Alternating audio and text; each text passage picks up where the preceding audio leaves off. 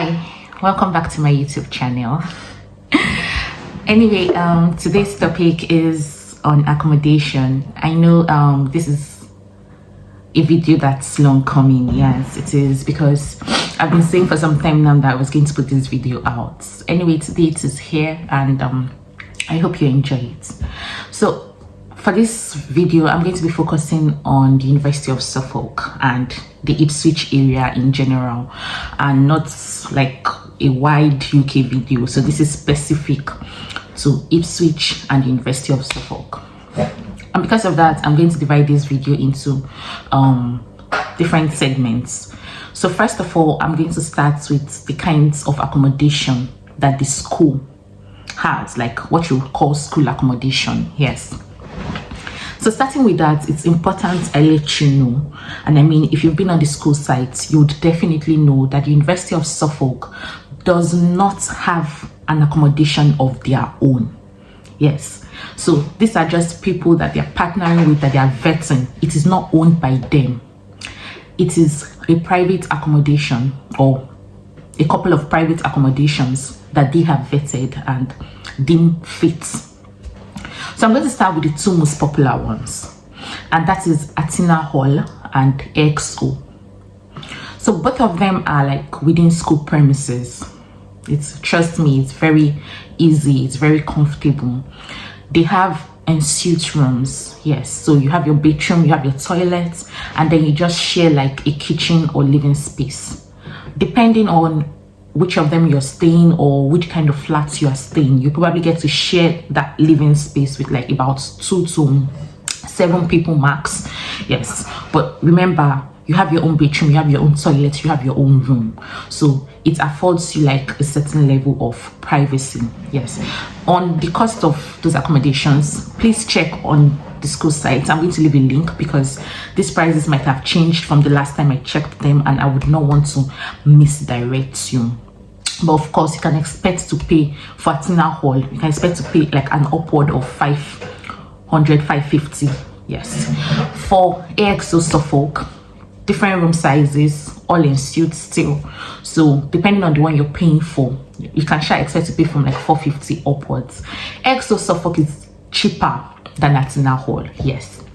And because of that, a lot of people rush it. I mean, rush it. As at January, someone I know that wants to come to the University of Suffolk was telling me that when he reached out to them, they told him that it was almost fully booked for September. So if he wanted to book with them, he had to pay a booking fee. I told him, I said, see, if the booking fee is not a lot, because I mean, you're not even sure yet if you're coming to the University of Suffolk, imagine, and then you're supposed to now pay. But like, if the booking fee is not a lot and you can do this, then by all means go ahead and do it.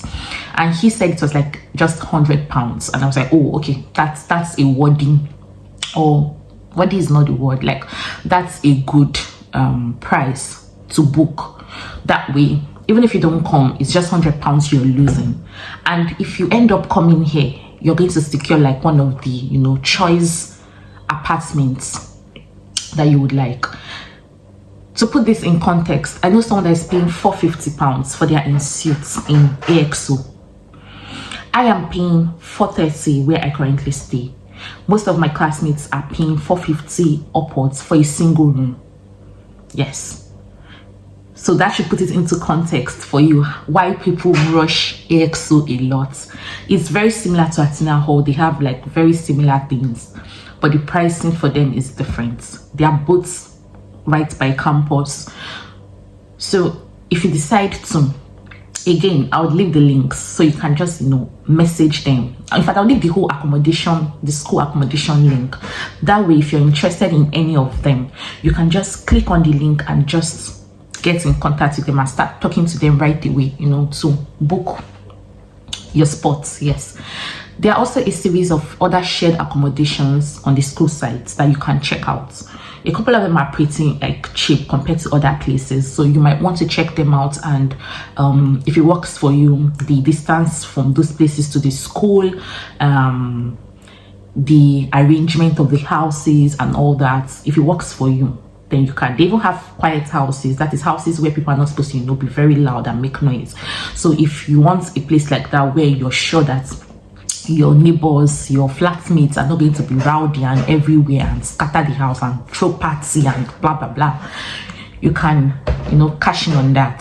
So I'm going to leave the accommodation sites and page right there in the description box, so you can just click and go.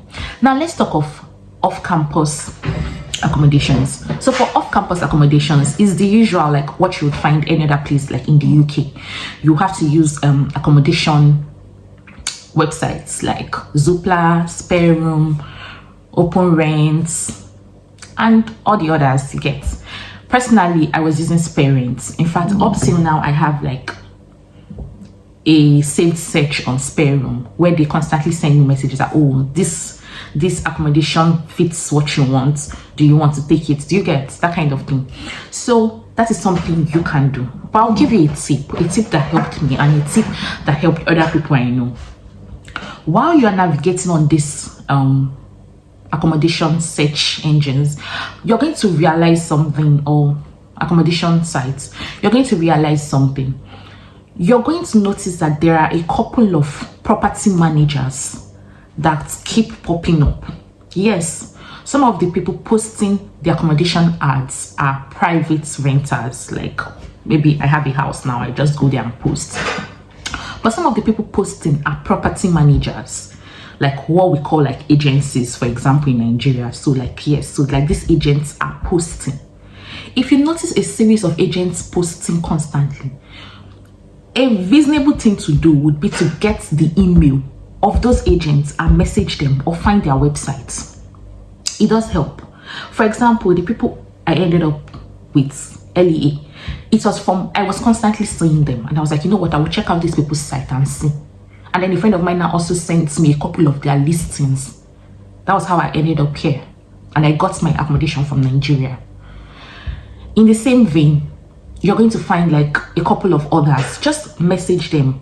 You can also message the private renters. Oh, this. Do you have other accommodations? You can even decide to just check their sites. Some of them have vacancy pages on their sites, so you can tell what accommodation they have and what they do not have available. The ones they've given out, the ones that are incoming, you can just tell. Like, I mean, I remember then there was this particular one that kept popping up, JB Homes. They always had really nice stuff, but fine, they did not want to give students accommodation, just professionals. So those are things you should also bear in mind, that you might like what these people are offering, but you are not their target market. And that's why you should keep reaching out to people and reaching out, especially if you want a place before your arrival. Yes. So now let's talk about what happens if I don't get a place before I come. How easy is it to get a place like while I'm in Ipswich? To be very honest, if you are single, that is, you are coming alone, I would say that it is reasonably simple for you to get a place after arriving. Yes, just make sure you're prepared to spend, you know, money on an Airbnb for like, let's say 3 days to 1 week, and you can seal the deal in that time. Like I said again, there are many property managers in Ipswich. There are a couple of them. I'm going to leave links or their names, either their names or links to their websites in the description box, so you can actually reach out to them and message them and email them and ask them whatever you want to ask them. So when you actually arrive here, because some of them might say they want you to view the house before they allow you move in. So yes, but a good thing is that like the Nigerian community here at the University of Suffolk is growing, and as a result of that, there are people that you could probably be able to reach out and say, you know what, hey, please, I need your help. Could you help me view this accommodation? And they'll probably be like, oh yes, sure, and they will check it out for you. That way you can even seal the deal before you come. But just in case you're not able to do that, immediately you land here, you can check out the house, and if it meets your tastes and you qualify for all the other processes, then you pay. Yes, if you want to get accommodation here, you must be prepared with a series of things. Different accommodation providers will ask you different things, but more often than not, they are usually very interested in knowing that you can continue to pay your accommodation costs.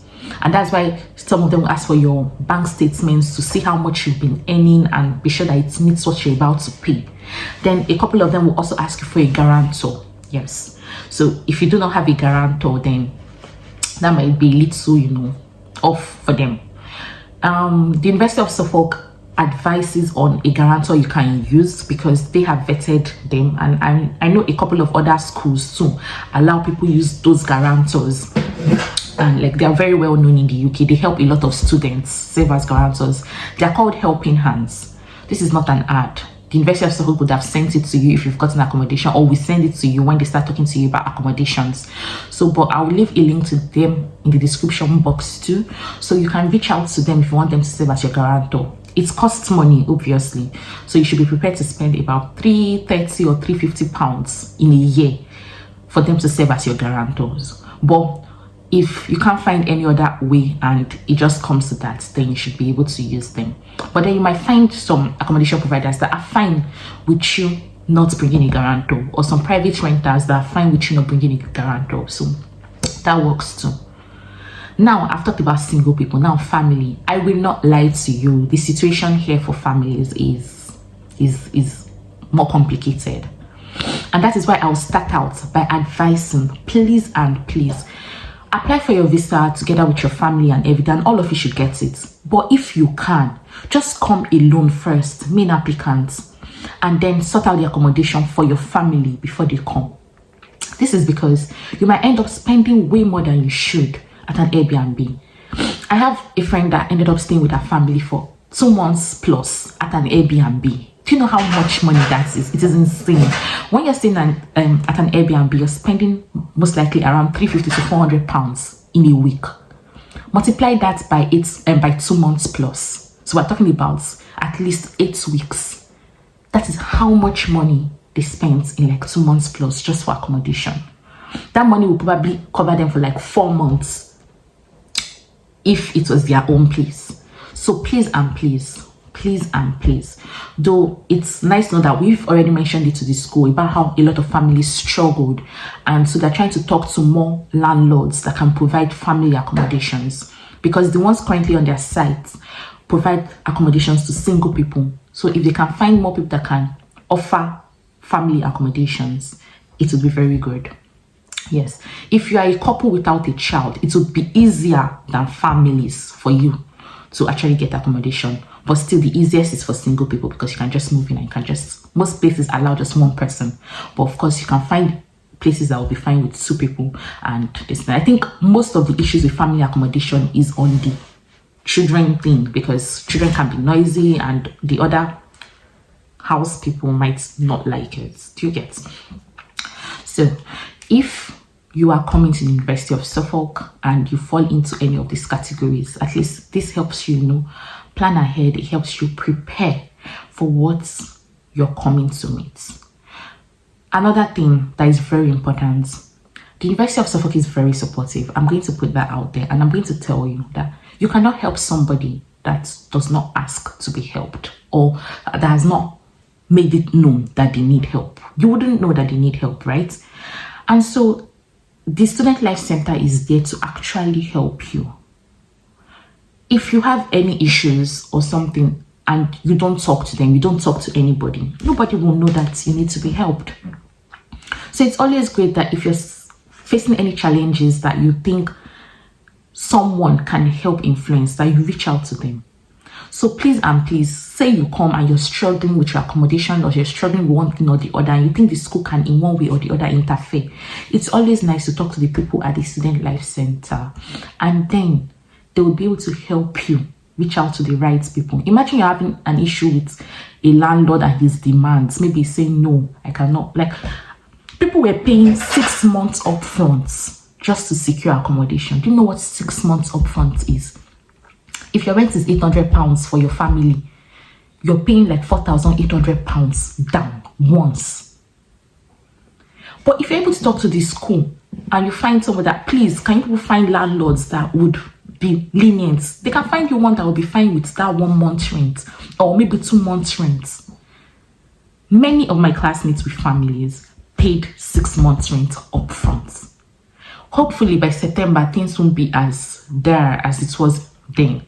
But please and please, I just want you to, be prepared, and don't do too much. Don't take on too much. If you're coming with family, if you can secure accommodation before you come, great. If you have family in England that they can stay with while you try to sort out the accommodation, great. But if they don't have, and you know you don't have money to spend on Airbnbs for long time, it's better to be prepared. That it's better to, you know, play safe. Sorry, it's better to play safe and then just come alone, and they can come immediately secure the accommodation. If you have my classmates took that option, and like their families are either arriving now or have arrived, and like it's great. It's better that way than for you to bring everybody and then you are all over the place. In fact, the school will actually tell you the same thing. The school will tell you the same thing. So it's not as if they're just telling you because, I don't know, they are telling you because it's something that has been found to, you know, be helpful. Okay, I should probably just talk about cost, because I'm trying to think, is there any other thing that like I'm forgetting? So about cost, if you're looking for, I'll just give like an average. You might find cheaper, you might find more. If you're looking for a small room, and by a small room, I mean a room where a single bed can enter, a room that cannot take a double bed, a small room, then you should be prepared, or that when you put a double bed, there will be no space again by the corner. Then you should be prepared to spend about, say, £350 to £400 if you see you. But most likely, might even still say 400 to 420, like that. Then if you're looking for like a medium double, that means a double bed can enter. It's a medium room. Like, to be fair, or to be honest, the room appeared smaller in pictures than when I came. I feel like my room is bigger than I thought, because before I came, like I said, I started paying my rent from Nigeria, so I was a little freaked out about the size of room I was paying for. But when I came and I said, I was like, okay, no, this is great, this is perfect for me. So if you want a medium room, you should prepare like, say, 430, 440 to like 480. Yes. Then if you want an ensuite room, yes, that means your bedroom and toilet is inside. Just know that maybe like 520 upwards. Yes. Let's just say 520 upwards. Yes. You might even find some that 650, 700. For a one bed, about 600, 650. Yeah. I think the higher you go, the more the house is, the better the pricing, because you can also find like a 2-bedroom apartment for like 700, 750, 800. So you see, yes, but usually those kinds of houses are not bills inclusive. The single rooms, the ensuite rooms, the studios, you can find a studio for like 600, 650 also. A studio apartment is like what we call self-contained in Nigeria. That means your toilet, your kitchen, everything is inside your own space. Yes. Usually they are bills inclusive. But once you start going to like 1-bedroom flats, 2-bedroom flats, upwards like that, you have to pay for your own bills. So you need to bear that in mind at the same time. So I hope I haven't left out anything on the accommodation matter. I really hope I haven't. I've talked about the University of Suffolk accommodation, and I've talked about outside accommodation. And don't forget the tip on messaging the accommodation or property managers that you find on these sites constantly. So I believe I've talked about basically all you need to know about accommodation here in Suffolk. I've talked about guarantor parts. I've talked about asking for help if you need it. I've talked about an average cost of accommodation. I don't think I'm missing out on anything. I really don't think I'm missing out on anything. So but if you do have any questions, if there's something that I was supposed to say that I did not say, please leave a comment and I'll answer your questions. Or if you prefer to reach out to me on Instagram, I'll leave my Instagram link and you can just DM me with your questions. If you want to ask something else that has nothing to do with this video but has to do with like the UK or something you think I would know the answer to, then please leave a comment and I would answer you, or just send me a DM and I'll get to you. And I hope you enjoyed this video, and I hope you share it with your friends. I hope you like it. I hope you subscribe if you haven't subscribed before, and I hope you keep coming back. Until next time, guys. See ya.